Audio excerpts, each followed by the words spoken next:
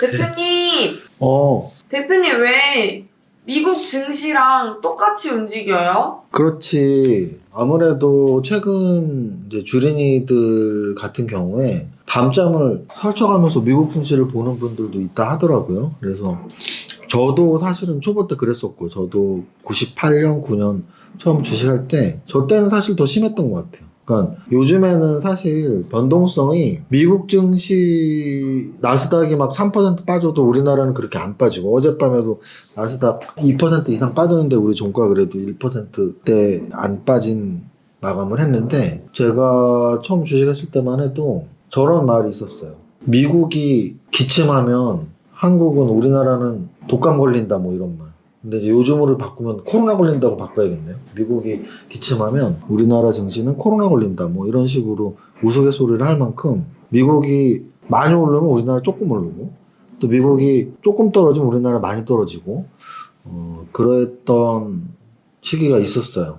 근데 이제 그거를 뭐 상관관계 또는 연동성이라고 해요. 상관관계 뭐냐면 미국 주식과 우리나라 주식이 어떤 한 방향으로 또는 얼마만큼의 크기로 같이 움직이는지 아니면 연동성, 연동성도 관련해서 같이 움직이는 성질이 있는지 그러면 당연히 글로벌 경제 시대이기 때문에 미국 증시와 연관이 없을 수가 없죠. 세계 증시가 완벽한 하나는 아니지만 그래서 완벽한 하나는 아니지만 세계 증시의 움직임이 비슷할 수밖에 없고요. 그렇지만 약간은 다른 것 같아요. 그러니까 어떤 식으로 다르냐면 미국 증시 우리가 이제 아침에 일어나면 미국 증시가 어떻게 마감했는지 월요일을 제외하고 화수목금 토요일 아침까지 이렇게 5번을 확인을 하는데요. 우리나라 시초가에 당연히 영향을 미치죠. 미국 증시의 상승폭 또는 하락폭이 우리나라의 시초가에 영향을 미치고요. 또는 장중에 나스닥 선물 지수가 우리나라의 지수의 장중의 움직임에 역시 영향을 미쳐요. 그래서 시초가는 간밤에 마감한 미국 증시에 영향을 받고 장중의 움직임은 우리나라 장중의 움직임은 같은 시간에 움직이는 미국의 나스닥 선물 지수에 의해서 영향을 받습니다. 그래서 미국 증시와 똑같이 움직이진 않는다. 다만 연관관계가 상관관계가 분명히 있다라고 말을 할 수밖에 없고요. 당연한 것이고요. 그리고 또 하나는 이제 산업 구조상으로 저는 우리가 미국의 나스닥과 닮았다라는 말을 가끔 했는데요. 시가총액 상위에 있는 반도체 또는 뭐 2차전지 또는 자동차, 안성차, 또는 네이버, 카카오 같은 플랫폼 기업들 미국의 시가총액 상위 그룹들과 흡사하거든요. 그래서 우리나라 지수가 미국의 지수의 연동성이 꽤 높아졌다라고 볼 수 있고요. 또 하나는 저런 거죠. 우리나라 투자자만 있는 게 아니고요. 외국인 투자자가 있잖아요. 외국인 투자자 같은 경우에는 예를 들어서 글로벌 증시가 전체적으로 빠지면 어느 나라에선가 매도를 해야 되고 그럼 우리나라에서 좀 자금이 나갈 수도 있고 그래서 결국은 외국인 투자가들은 글로벌 자산에 대한 포트폴리오 배분을 하기 때문에 미국 증시와 연관해서 우리나라 시장에서 뭐 순매수 규모를 늘리거나 또는 순매도 규모를 늘릴 수가 있습니다. 그래서 결론은 보혜 씨가 질문한 결론 우리나라 증시가 미국의 증시와 똑같이 움직이나요? 똑같지는 않지만 비슷한 방향으로 움직인다. 그럼 비슷한 방향이면 예외가 있을 수 있는데요. 미국이 못 갈 때 우리나라가 갈 수도 있고요. 또는 미국이 잘 갈 때 우리나라가 못 갈 수도 있고. 근데 사실은 최근 몇 년 동안은 우리나라 지수가 미국 지수보다 더 약했던 건 사실이에요. 우리나라 박스피라고 하는 한 2011년부터 한 2017년까지 한 6, 7년 동안 박스피 장세에서 상대적으로 미국은 계속 우상향을 했기 때문에 아마도 지금 서학개미들이 한국 증시에 염증을 갖고 한국 증시 못 다루해 라고 하는 이유는 그 시기 우리나라의 박스피 시기에 미국 증시가 우상향을 했기 때문일 수도 있고요. 그 정도로 말씀을 드리면 될 것 같습니다. 어쨌든 저는 일단 저한테 그런 질문을 하시는 분들이 있더라고요. 뭐 부동산 사실 섭외도 몇 번 받았었고요. 그래서 부동산 채널에서 섭외도 받았었는데 제가 정중히 이제 고사를 한 건 부동산 전문가가 많은데 제가 굳이 주식 전문가로 활동을 하는데 부동산 전문가들과 경쟁도 안 되고 그래서 좀 고사를 했었고 미국 증시에 대한 분석도 상당히 많이 좀 섭외를 받거나 부탁을 받았었는데요. 몸이 하나라서 미국 주식은 한국 주식처럼 이렇게 분석할 수 있는데 몸이 하나라서요. 제가 사실은 오늘도 이 마감 방송 보시는 분들 청담동 윤 선생이에요 하는 거 지금 보셨는지 모르겠지만 한번 보세요. 제가 이렇게 좀 기획해서 예전에 뭐 진짜 투자자 아니면 이번에 청담동 윤선생과 함께하는 과외 뭐 이런 식으로 좀 기획해서 올리는 것들이 있는데요. 기획해서 올리는 것들은 대부분 토요일 일요일 날 또는 장중에 잠깐 뭐 30분씩 이렇게 찍는 거예요. 그래서 그냥 장마감하고는 딱 이 한국 주식만 하는 거고 또는 장중에 방송 안 찍냐고 물어보는 분들도 있는데요. 장중에는 안 찍습니다. 제가 여태까지 장중에 방송 찍었던 건 KBS 새벽 방송 아침 방송 나갔을 때 새벽에 가서 찍었던 거 그리고 또 TBS 라디오 그리고 얼마 전에 또 MBC 프로그램 이렇게 한 3번 정도 장중에 움직인 적이 있었던 것 같고 다른 유튜버 콜라보 채널은 한 번도 장중에 간 적은 없었던 것 같아요. 그 이유는 제가 유튜버를 전업 유튜버를 하는 게 아니고 제 본업 법인 대표로서 또는 주식 투자자로서 본업을 하면서 유튜버를 하는 건데 장중은 저의 가장 중요한 본업인 주식 투자자로서 집중해야 될 일들이 있기 때문에 장중에는 유튜브를 할 수가 없습니다. 어쨌든 그래서 아침에 뭐 미국 마감 증시를 사실 하면 좋죠. 근데 아침에 우리나라 주식시장 준비를 해야 되기 때문에 못하는 경향이 있으니까 여기까지. 그래서 오늘 OXC 질문 미국 증시와 똑같이 가나요? 똑같이는 안 가지만 비슷하게 간다. 그런 이유들 때문에. 자, 오늘 거래소, 코스닥, 양시장 모두 살짝 아랫꼬리를 만들어서 그나마 다행인 하루입니다. 거래소 지수는 0.67% 하락했는데 거래소 장중에 2% 이상 2.23까지 빠졌었고요.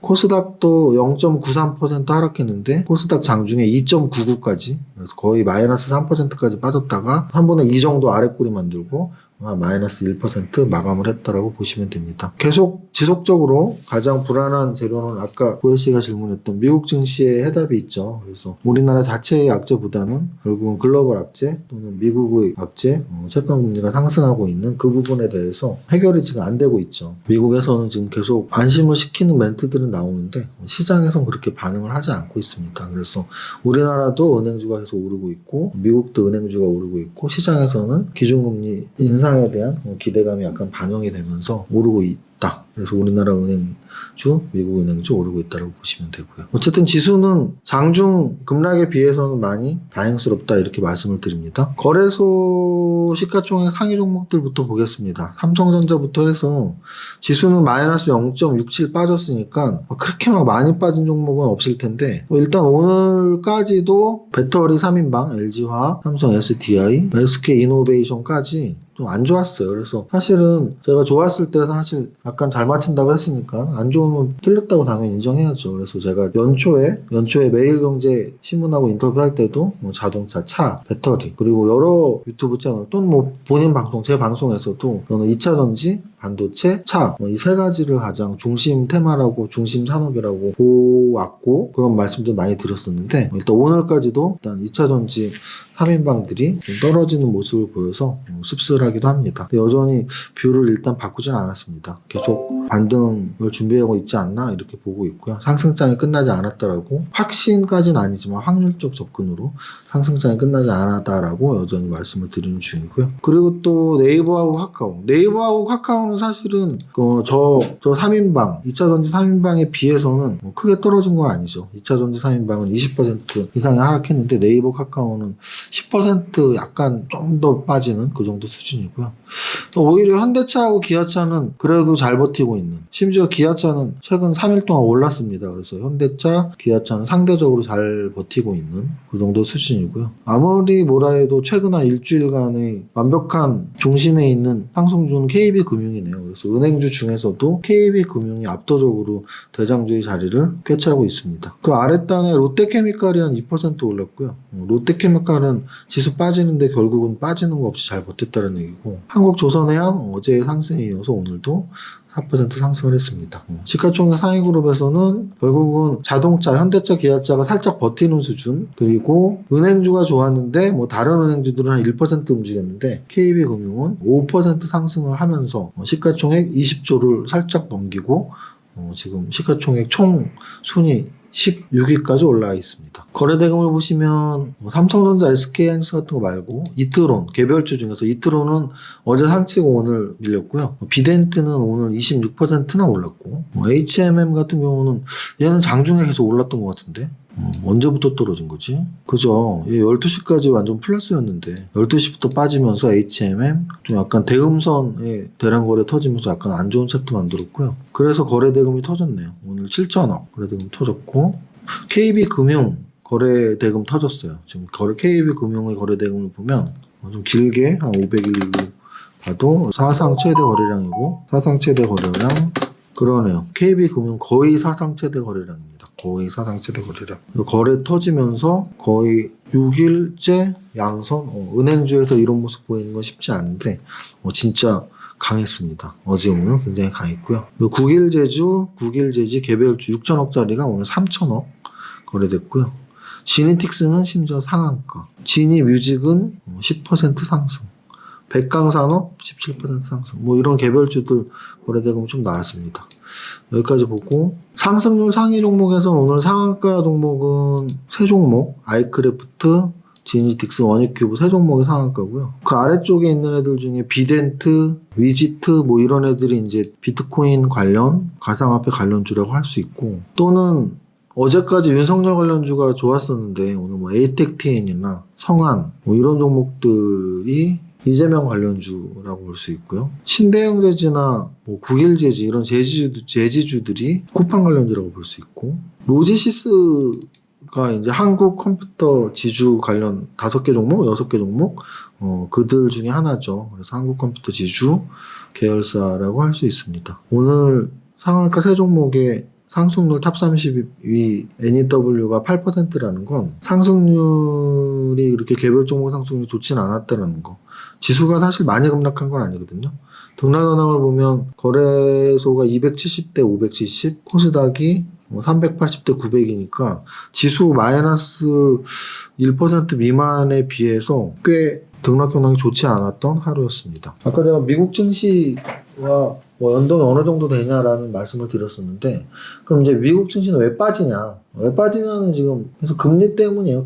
금리가 이제 안정을 찾을지가 계속 주목되어야 되는 부분이고요. 근데 이제 거기에서 저는 하나 더 나아가서 금리가 조금씩 안정을 찾고 실적이 금리보다 더 좋게 나온다면 실적 장세로 자연스럽게 연결이 되는 시기인데 금리가 지금 굉장히 변동성이 미국 금리가 커지면서 우리나라 증시까지 변동성이 커졌다 이렇게 볼 수 있을 것 같아요. 그리고 또 하나는 기술주 라인에서 사실 특히 2차전지가 이렇게 많이 무너졌던 이유 중에 하나는 테슬라 때문이라고 저는 좀 보고 있어요. 그래서 테슬라가 최근 들어서 특히 비트코인 투자했었을 때부터 변동성이 굉장히 컸었죠. 그래서 테슬라의 변동성이 거의 잡초처럼 막 윗꼬리를 만들고 막 이런 식으로 움직였기 때문에 테슬라의 변동성이 2차전지의 동반 하락까지 또 만드는 게 아니냐라는 게 좀 아쉽긴 하죠. 왜냐면 테슬라는 지금 몇십 배가 오른 거고 2차전지는 몇 배가 오른 건데 같이 흔들려서 좀 아쉽긴 합니다. 그리고 또 제가 이렇게 성장주 이야기를 많이 했었는데 성장주 라인에 특히나 2차전지 3대장은 어떻게 보면 중심 종목들이니까 그런 것도 좀 아쉽긴 해요. 그래서 목소리가 쳐져 있는 건 아닙니다. 원래 영상을 보시면 알겠지만 상황 따라 하는 건데 지금 오늘 장마감은 아까 그게 너무 세서 보이션한테 올리지 말자 그랬거든요. 뭐 말하는지 모른다고요? 업로드 바로 전 업로드된 거 보면 청담동 유니셈의 비대면 과외가 있어요. 그게 저기 패러디한 거예요. 최준 개그맨 님이 있으신데 그 유튜브 채널이 피식대학 거기에서 이제 막 이렇게 머리 막 넘겨가면서 이렇게 비대면 미팅을 하는 거예요. 이렇게 화면 보면서 안녕하세요 막 이러면서. 죄송해요. 근데 이제 그분 그 영상이 너무 재밌어서 저는 사실은 그분 그거에서 알기 전에 TV에서 놀면 뭐하니에서 보고 알았거든요. 워낙 히트를 치고 있어서.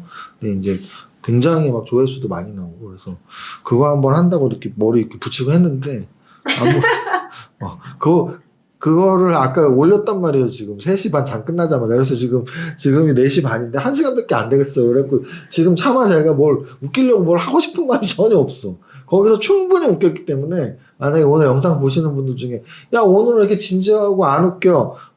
아까 올린 그 영상을 보시면 제가 왜 오늘 풀이 죽어있는지 더 이상 웃기면 안 되겠다. 뭐 이런 생각이에요. 오해하지 마시고. 하여간 지수가 오늘도 뭐 아래 꼴이 나오고 반등 준 게 다행인 거지 결과적으로는 거래소 코스닥 모두 또 마이너스예요. 그래서 굉장히 좀 지치는 하락이 나오는데요. 오늘 화요일이죠. 수목 정도에 좀 반등 줘야지 좀 금요일날 마음 편할 것 같은데. 그래서 근데 이제 또 중요한 건 현물옵션 동시 만기일이에요. 동시 만기일이라는 건 뭐냐면 옵션 만기일은 매달 만기가 있는데 36, 92는 선물 만기일까지 같이 있단 말이에요. 그래서 36, 92는 현물옵션 동시 만기일인데 근데 이제 보통 이 만기일 같은 경우에 특징은 뭐냐면 반대 방향으로 가는 경우가 많아요. 그러니까 그 이유는 옵션에서 최적의 수익을 내기 위해서 좀 가두리 장세, 가두어 놓는 장세를 만들기 위해서 반대 방향으로 치는 경우가 많은데 지금 반대 방향이라는 건 결국은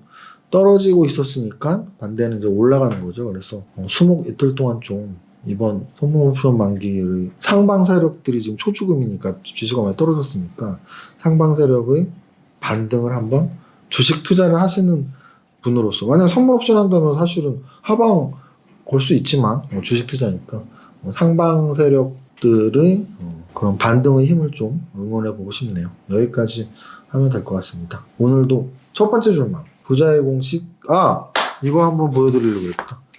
부자 노트가 원래 이렇게 있잖아요. 받으신 분들은 다 아시죠.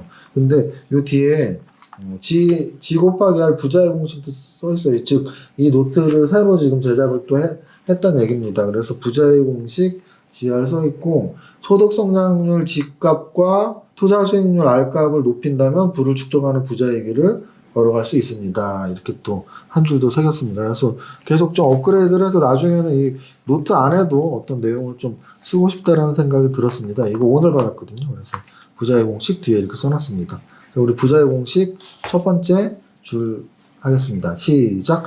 나는 10년 안에 100억 부자 될 거야. 뭐가 웃겼던 거야? 음이 안 맞아. 음이? 오늘 같은 날 대강해. 재미없었으면 아까 올린 거 보라고 엄청 재밌어. 뭐 청남동 윤희 선생님이야 이거 보시고 하여간 모두 파이팅! 안녕하세요. 이정윤 세무사입니다. 안녕하지 못한 하루네요. 어제까지가 지수 차트가 가까스로 버티는 차트였다면 오늘은 무너지는 차트가 나타났네요. 거래소 지수는 작년 10월 이후 4개월 만에 60일선 하향 돌파하며 2% 가까운 급락이 나오고 있고 코스닥 지수도 역시 작년 10월 이후 처음으로 120일선을 힘없이 무너뜨리며 2.6% 하락하고 있습니다. 양시장 모두 작년 10월 이후 거의 4달 만에 찾아오는 위기인데 어제 나스닥이 2%대 하락이 나왔지만 다우는 장중 신고가를 치는 양봉 상승이 나왔고 현재 나스닥 선물 지수도 플러스권을 계속 유지하고 있고 아시아 증시도 일본, 홍콩 등 대다수 보합권이어서 우리만의 급락이 나오는 기분 나쁘고 우울한 화요일입니다. 용감하게 말하면 과매도 국면, 보수적으로 말해도 단기 급락의 자율 반등이 기대되는 국면이라고 규정짓고 싶은 화요일입니다. 거래소에서는 2차전지 3대장과 네이버, 카카오 등 그동안 주도주 역할을 한 기술주들의 낙폭이 크게 나타나고 있으며 현대차, 기아차, 그리고 금융주들만이 선방하고 있는 하루입니다.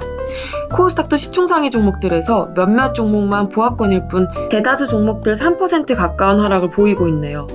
전체 종목 상승률에서는 최근에 윤석열 관련주의 상승에 더해 이재명 관련주까지 대선 관련주들의 상승이 응징력 있게 나오고 있습니다.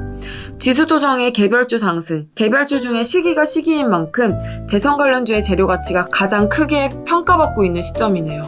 계속 말씀드리지만 매매 스타일의 분들 중에서도 중수 이상만 관심 가지시기 바랍니다. 어제 유튜브에서 온 세상이 파란 것 같다고 표현했는데 오늘도 파란 세상이 이어지네요. 저는 PC를 벗어나지 않고 PC에서 시장 상황 보다가 한국의 100대 명산을 정리해봤네요. 산림청, 블랙야크 두 군데 중복 명산이 79개, 이에 더해 한국의 산하, 월간산까지 4개 모두 중복은 58개, 이 중 해발 1000m 미만 높이의 산은 29개, 700m 미만 높이의 산은 11개네요. 코로나 좀 더 잠잠해지고 5인 이하 모임 금지도 완화되면 주말에 전국 명산이나 다녀야겠네요. 전국에 있는 주식 동지들도 만날 기회 있으면 더 좋고요. 힘든 요즘이지만 스트레스 풀어가면서 이겨내야지 별 수 있나요? 산이든 바다든 가서 마인드 컨트롤하면서 잘 이겨내시길 바랍니다. 이번 조정장에서 또 많이 배웁니다. 여기까지 정리합니다. 오늘의 한 줄평, 내가 가장 좋아하는 말은 이것 또한 지나가리라. 모두의 성공 투자 화이팅!